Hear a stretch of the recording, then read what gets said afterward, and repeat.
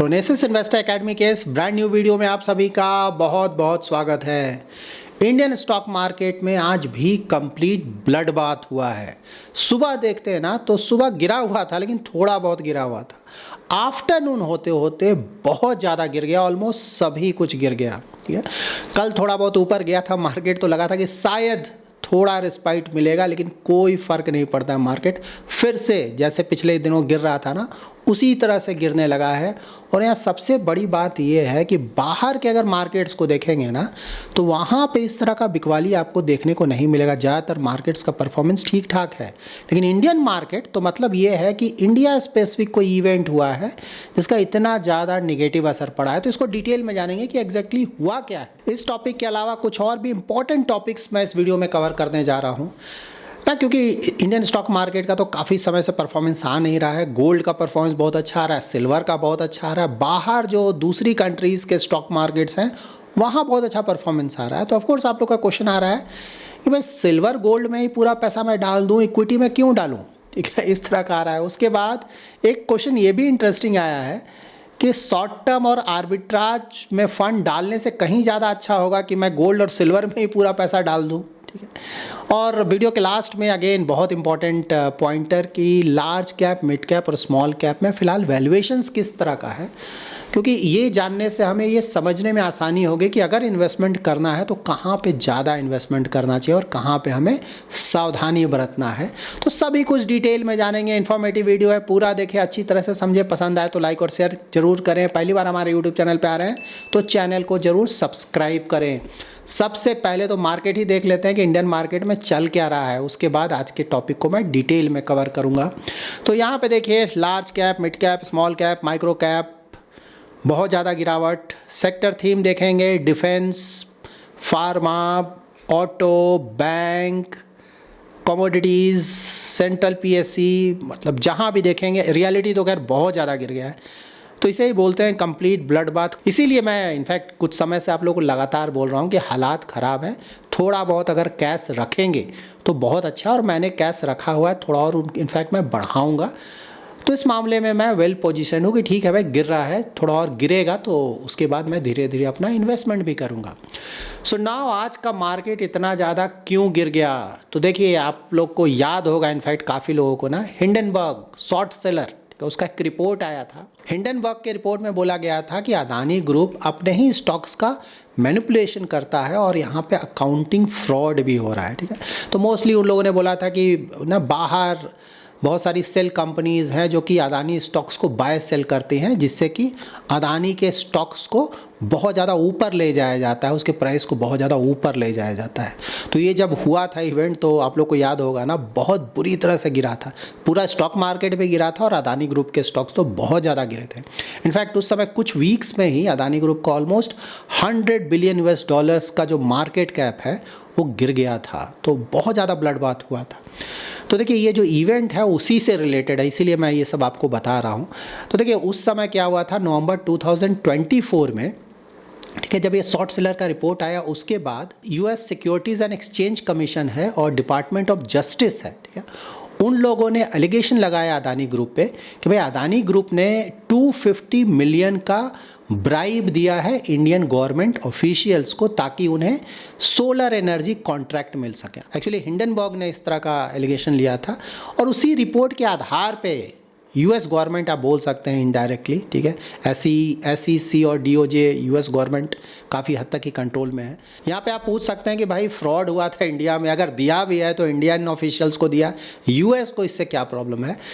तो देखिए, अदानी ग्रुप की जो कंपनीज़ है ना, उन्होंने खासकर अदानी ग्रीन, ठीक है, उसने यूएस से काफ़ी पैसा उठाया बॉन्ड इशू करके। ठीक है, तो जब बॉन्ड इशू किया गया तो वहाँ पे भाई डायरेक्टली लिखा गया, क्लियरली लिखा गया कि हम स्ट्रिक्ट एंटी ब्राइबरी पॉलिसी को फॉलो करते हैं। तो ये बोला गया, लेकिन यहाँ पे जब ये रिपोर्ट आया हिंडनबर्ग का कि भाई यहाँ पे ये हुआ है, ठीक है, हुआ है नहीं हुआ ये जांच का विषय है, जब जांच होगा कुछ पता चलेगा तभी क्लियर होगा, लेकिन हाँ, ये सब ऐसे ही चल रहा है। ठीक है, तो इसके आधार पर बोला गया भाई आपने जो बॉन्ड इशू किया हमारे इन्वेस्टर्स को, आपने गलत बताया कि हम तो बहुत स्ट्रिक्ट हैं, एंटी ब्राइबरी रूल को फॉलो करते हैं, लेकिन आपके ऊपर तो इस तरह के एलिगेशंस लग रहे हैं, आपने इस तरह का कोई डिस्क्लोजर नहीं दिया, ठीक है। तो ये सब बात चल रहा है, इसी को लेकर यूएस है ना, कुछ भी कर सकता है। ये सब मैटर बहुत चला था कुछ समय पहले, लेकिन हाँ उसके बाद में मामला थोड़ा ठंडा पड़ गया। फिर अदानी ग्रुप के स्टॉक्स में फिर से बहुत अच्छा खासा तेजी आ गया, बहुत अच्छा बुल रन। लेकिन फिर से अभी रिसेंटली क्या हुआ है कि यूएस का जो सिक्योरिटीज़ एंड एक्सचेंज कमीशन है उसने अप्रोच किया है न्यूयॉर्क के कोर्ट को। उनको परमिशन चाहिए कोर्ट का कि लीगल समन भेज सके ईमेल के थ्रू गौतम अदानी, जो कि चेयरमैन है अदानी ग्रुप के, और साथ ही उनके नेफ्यू सागर अदानी को। तो यहाँ पे ऐसी सी बोल रहा है ना कि भाई हम ट्राई कर रहे हैं इन लोगों को पर्सनली समन देने का, लेकिन इंडियन गवर्नमेंट की तरफ से कोऑपरेट नहीं किया जा रहा है। तो इसीलिए कोर्ट का ऑर्डर चाहिए ताकि हम उनको मेल भेज सकें, ठीक है, ताकि वो लोग यहाँ आए और फिर ऑफ कोर्स केस चलेगा ना, ये सब लंबा प्रोसेस है। तो ये सब चल रहा है। तो ऑफ कोर्स यहाँ भी डोनाल्ड ट्रंप, आप बोल सकते हैं कि आज भी जो मार्केट गिरा है यूएस या फिर डोनाल्ड ट्रंप, क्योंकि उनके हाँ या ना के बिना ये सब नहीं होगा। ये जो कुछ भी हो रहा है उनको अच्छी तरह से पता है, उनके एडमिनिस्ट्रेशन को अच्छी तरह से पता है। और फिर से यूएस ना इंडिया के पीछे तो हाथ धोकर पड़ा हुआ है। तो आप एक एक्सटेंशन देख सकते हैं कि फिर से यूएस की तरफ से इंडिया पे और भी ज़्यादा प्रेशर बनाने की कोशिश की जा रही है। तो इसके कारण भी ऑफ कोर्स मार्केट में कुछ और दिन तक आप एक्सपेक्ट कर सकते हैं कि ये प्रॉब्लम बना रहेगा, ठीक है। तो ओवरऑल देखिए, मैं इनफैक्ट अब तो काफ़ी समय से बोल रहा हूँ कि अभी कुछ महीनों तक थोड़ा आराम से रहें, ठीक है। गिर रहा है, बहुत अच्छी बात है। अगर ऐसा ही छोटा छोटा इन्वेस्टमेंट हो रहा है, बहुत अच्छी बात है ना, सस्ते रेट पे खरीद रहे हैं। लेकिन साथ ही कुछ पैसा भी अपने पास रखें ताकि आपको कॉन्फिडेंस मिले कि मार्केट यहाँ से थोड़ा बहुत और गिर जाए तो आप मार्केट में टिके रहें, ठीक है। थोड़ा बहुत पैसा अपने पास रखना चाहिए। और ये मार्केट है ना, अप डाउन चलता रहता है। डोनाल्ड ट्रंप, सही बात है, अभी पूरे वर्ल्ड में देखें तो बिगेस्ट जियोपॉलिटिकल रिस्क क्या अगर पूछा जाए तो सिंपल है ना, डोनाल्ड ट्रंप। इनसे बड़ा रिस्क अभी वर्ल्ड में कोई नहीं है, ठीक है। कब क्या कर देंगे, क्या बोल देंगे, उसके कारण सभी जगह निगेटिविटी फैलता है। तो ये हमें समझ कर कुछ और समय तक हमें ये झेलना पड़ेगा। बट हाँ, ये सब शॉर्ट टर्म हिकअप्स है। दुनिया में बहुत सारा प्रॉब्लम आया गया, परमानेंटली ये सब प्रॉब्लम नहीं टिकता है। कुछ समय का प्रॉब्लम होगा, उसके बाद मीडियम टू लॉन्ग टर्म चीज़ें सेटल करके फिर से ऊपर जाने लगेंगे, ठीक है। अब मैं गोल्ड और सिल्वर को थोड़ा कवर कर देता हूँ। देखिए, गोल्ड अब $5,000 पर ऑन्स पहुँचने ही वाला है और सिल्वर $100 पर ऑन्स पहुँचने वाला है, 100, ठीक है। तो यहाँ पे आप लोग का बिल्कुल क्वेरी आता है क्या करें। देखिए, जब भी आप रिटर्न्स चेक करेंगे ना गोल्ड सिल्वर का और इक्विटी का, तो इक्विटी 1.5 साल से कोई रिटर्न नहीं है। इनफैक्ट अब तो और गिर गया, रिटर्न क्या गिर गया है, ठीक है। जबकि गोल्ड और सिल्वर है ना ऑल टाइम हाई पे है और लगातार ऊपर जा रहा है।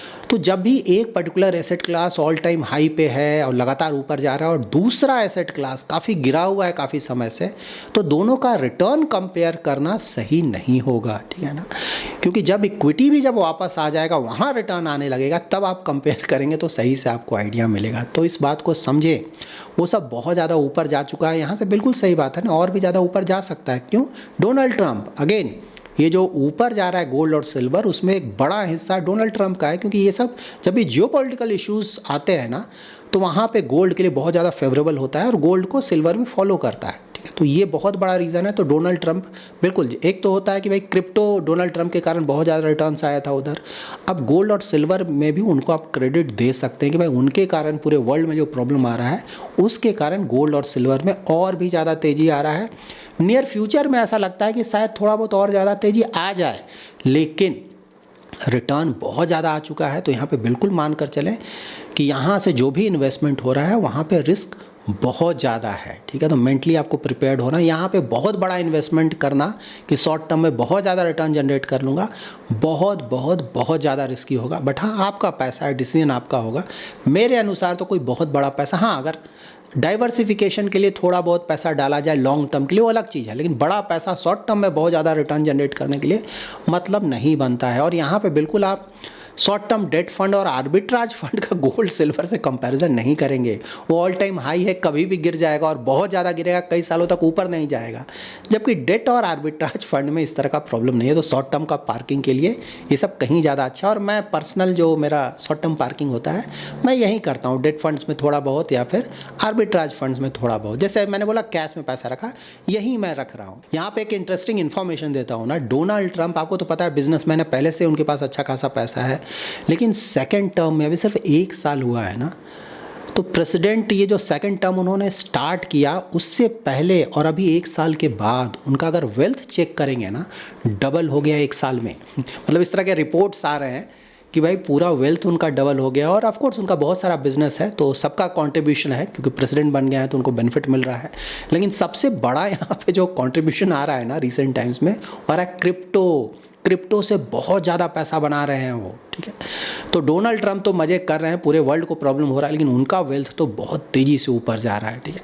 देखिए गोल्ड में एक तो डोनाल्ड ट्रंप का फैक्टर है ही है, लेकिन साथ ही ये भी ध्यान रखना है ना कि यूएस से सभी को प्रॉब्लम आ रहा है। यूएस के बॉन्ड्स में लोग पैसा रखने से कंफर्टेबल नहीं है। मैंने आपको दिखाया भी ना, चाइना कम कर रहा है, इंडिया कम कर रहा है, ब्राज़ील कम कर रहा है। और हो सकता है आने वाले समय में जो यूएस के बेस्ट फ्रेंड्स हैं, कनाडा, यूरोपियन कंट्रीज़, जापान, ये सब भी धीरे धीरे कम करने लगे, क्योंकि यूएस से उनको भी प्रॉब्लम हो रहा है। तो यहाँ जब भी इस तरह का होगा तो ऑफ कोर्स गोल्ड एक सेफ हेवन माना जाता है ना। तो सेंट्रल बैंक्स एक अच्छा खासा हिस्सा गोल्ड में इन्वेस्ट कर रहे हैं, जिसके कारण गोल्ड का प्राइस ऊपर जा रहा है। तो गोल्ड का प्राइस जैसे जैसे ऊपर जा रहा है, इन्वेस्टर्स भी इन्वेस्ट कर रहे हैं बहुत ज़्यादा, ईटीएफ्स में बहुत ज़्यादा पैसा जा रहा है, और प्लस यूएस में लग रहा है कि इंटरेस्ट रेट और यहाँ से नीचे जाएगा, उसके कारण भी गोल्ड के प्राइसेस ऊपर जा रहे हैं। लेकिन बहुत ज़्यादा ऊपर जा चुका है, इसलिए यहाँ से ऑफ कोर्स देखिए अगेन मैं बोल रहा हूँ कि यहाँ से और ज़्यादा ऊपर जा सकता है, ठीक है, लेकिन रिस्क बढ़ता जा रहा है। तो ये मेंटली आप ध्यान में रखें। सिल्वर भी यही हो रहा है, गोल्ड को फॉलो करता है, ठीक है। तो उधर गोल्ड का शुरू में बहुत ज़्यादा रिटर्न आया, सिल्वर थोड़ा कम रिटर्न आ रहा था। अब सिल्वर का गोल्ड से भी ज़्यादा रिटर्न आने लगा है, क्योंकि सिल्वर बहुत ज़्यादा वोलाटाइल होता है। रिटर्न आएगा तो बहुत ज़्यादा आएगा, और गिरेगा भी तो बहुत ज़्यादा गिर जाएगा। आपने देखा भी कल बुरी तरह से गिरा था, आज फिर से सब कुछ रिकवर होकर ऊपर जा रहा है, ठीक है। तो यहाँ पे सिल्वर का इंडस्ट्रियल यूज़ भी है, मोर देन 50% जो अवेलेबल है उसका इंडस्ट्रियल यूज़ हो जाता है। मतलब जो भी यूजेज है सिल्वर का, उसमें 50% से ज़्यादा इंडस्ट्रियल यूज़ में जाता है, ठीक है। और यहाँ भी इन्वेस्टमेंट हो ही रहा है ना, ईटीएफ्स में अच्छा खासा सिल्वर में भी इन्वेस्टमेंट हो रहा है। कुछ सेंट्रल बैंक्स भी थोड़ा बहुत सिल्वर खरीद रहे हैं, और ऑफ कोर्स ईवी में अच्छा खासा यूज़ है, सोलर पैनल में अच्छा खासा यूज़ है, और भी बहुत सारा इंडस्ट्रियल यूज़ है सिल्वर का। तो ये सब रीजंस हैं जिसके कारण है। बट हाँ, सिल्वर और गोल्ड को आप डेट और आर्बिट्राज फंड से रिप्लेस नहीं कर सकते। आप लोगों के कुछ इंटरेस्टिंग क्वेरीज हैं जिसको मैं आंसर कर देता हूं, उसके बाद वैल्यूएशन पे आऊँगा। तो देखिए एक तो क्वेरी आया ना, इक्वल वेट इंडेक्स और जो नॉर्मल इंडेक्स फंड होता है उसमें क्या डिफरेंस होता है। तो जैसे देखिए निफ्टी 50 हो गया ना, ठीक है, और एक हो गया निफ्टी 50 इक्वल वेट मान लीजिए। तो निफ्टी 50 में क्या होगा ना कि जो ऊपर वाले स्टॉक्स हैं, जैसे रिलायंस हो गया, HDFC हो गया, ICICI हो गया, इन लोगों का वेटेज बहुत ज़्यादा है, ठीक है। और नीचे वाला, क्योंकि है तो उसमें भी 50 स्टॉक्स, लेकिन ऊपर वाले स्टॉक्स का वेटेज बहुत ज़्यादा, और नीचे जो स्टॉक्स हैं उनका वेटेज बहुत कम होता है। तो मोस्टली टॉप जो 10 वाले स्टॉक्स हैं वहीं पे ज़्यादातर इन्वेस्टमेंट होता है। निफ्टी 50, अगर निफ्टी इक्वल वेट देखें, निफ्टी 50 इक्वल वेट मान लीजिए इंडेक्स है, तो वहाँ पे क्या होगा, वहाँ भी 50 स्टॉक्स है, लेकिन सारे स्टॉक्स में, ठीक है, जैसे 100 मान लीजिए रुपये इन्वेस्ट कर रहे हैं, तो इन 50 स्टॉक्स में 2 रुपीज़ सभी जगह इन्वेस्ट होगा, ठीक है। तो इक्वल वेट इसीलिए बोलते हैं कि भाई उसमें जितने भी स्टॉक्स हैं सभी में बराबर इन्वेस्टमेंट होगा। लेकिन जो नॉर्मल इंडेक्स है जैसे निफ्टी 50, वहाँ पे ऐसा नहीं है। जो बड़े मार्केट कैप वाले स्टॉक्स हैं ना, उनका एक्सपोजर बहुत ज़्यादा होता है, और नीचे वालों का ज़्यादा एक्सपोजर नहीं होता है। अब एक और क्वेरी है कि किसी भी पर्टिकुलर AMC क्या 2 म्यूचुअल फंड खरीद सकते हैं? खरीदा जा सकता है, बट ओवरलैप चेक कर लें, ठीक है ना। क्योंकि क्या होगा ना, जैसे मिड कैप स्मॉल कैप में आप एक ही AMC का इन्वेस्ट करें, ओवरलैप बहुत ज़्यादा हो सकता है। उसी तरह से मान लार्ज कैप, फ्लैक्सी कैप आप एक ही AMC से खरीद रहे हैं, हो सकता है ओवरलैप बहुत ज़्यादा है। तो ट्राई करें कि ऐसा नहीं करें, ठीक है। लेकिन अगर करना है तो ओवरलैप चेक कर लें, ज़्यादा ओवरलैप नहीं होगा। 10-20% के आसपास ओवरलैप है तो ज़्यादा चलेगा, उससे ज़्यादा ओवरलैप, खासकर 30% से ज़्यादा ओवरलैप तो बिल्कुल ना हो, ठीक है। ये ध्यान में रखें। उसके बाद एक और बहुत इंपॉर्टेंट क्वेरी आया है कि भाई स्मॉल कैप में क्या लमसम कर सकते हैं अभी, तो ये वैल्यूएशन के साथ मैं इसको कवर कर देता हूँ। देखिए अगर वैल्यूएशन देखेंगे ना, large cap long term averages को अगर देखें तो फेयरली वैल्यूड के आसपास है, मिड कैप ओवर वैल्यूड है, और स्मॉल कैप बहुत ज़्यादा ओवर वैल्यूड है, ठीक है। तो वैल्यूएशन तो आपको समझ में आ गया। तो यहाँ पे जब भी इस तरह का वैल्यूएशन, तो मतलब ये है कि लार्ज कैप में इन्वेस्टमेंट बिल्कुल कंटिन्यू किया जा सकता है, मिड कैप में भी कंटिन्यू किया जा सकता है थोड़ा बहुत, लेकिन स्मॉल कैप में हमें सावधानी बरतना चाहिए। अब है कि देखिए जब भी पोर्टफोलियो आप बनाते हैं ना, जैसे म्यूचुअल फंड, ठीक है, तो वहाँ पे देखिए इन चक्रों में ज़्यादा ना पड़े। अगर आप लॉन्ग टर्म इन्वेस्टर हैं, 10 ईयर्स, 15 ईयर्स, 20 ईयर्स, तो वहाँ पे पहले ही आप डिसाइड कर लें कि large cap, mid cap, small cap में मैं इस तरह का एक्सपोजर रखूँगा और उसको आप फॉलो करें। अगर आप SIP से थोड़ा थोड़ा पैसा इन्वेस्ट कर रहे हैं मंथली, तो इन वैल्यूएशंस के चक्कर में बहुत ज़्यादा दिमाग नहीं लगाना चाहिए। हाँ, जब स्टॉक्स में आप डायरेक्टली इन्वेस्ट कर रहे हैं तो इन चीज़ों का थोड़ा आपको ध्यान रखना चाहिए, ठीक है। लेकिन म्यूचुअल फंड्स में इन चीज़ों के चक्कर में ज़्यादा नहीं पड़ना, और स्टॉक्स में भी लॉन्ग टर्म पोर्टफोलियो में भी बहुत ज़्यादा इन चीज़ों को ध्यान में नहीं रखना है। लेकिन हाँ, खरीदते वक्त तो आपको ध्यान में रखना है ना, कोई पर्टिकुलर स्टॉक उसका वैल्यूएशन बहुत ज़्यादा है, क्यों खरीदेंगे उसको, कोई मतलब नहीं बनता है ना। वेट करें, गिर जाएगा, या फिर कोई दूसरा स्टॉक खरीदें जिसका प्रोस्पेक्ट भी अच्छा लग रहा है, वैल्यूएशन भी थोड़ा रीजनेबल है। तो इन चीज़ों को ध्यान में रखेंगे तो आपका इन्वेस्टमेंट जर्नी काफ़ी अच्छा बीतेगा। So that's it in this video. अगर आपको ये वीडियो पसंद आया है तो जरूर लाइक एंड शेयर करें। पहली बार हमारे यूट्यूब चैनल पर आ रहे हैं तो चैनल को जरूर सब्सक्राइब करें। Thanks lot for watching.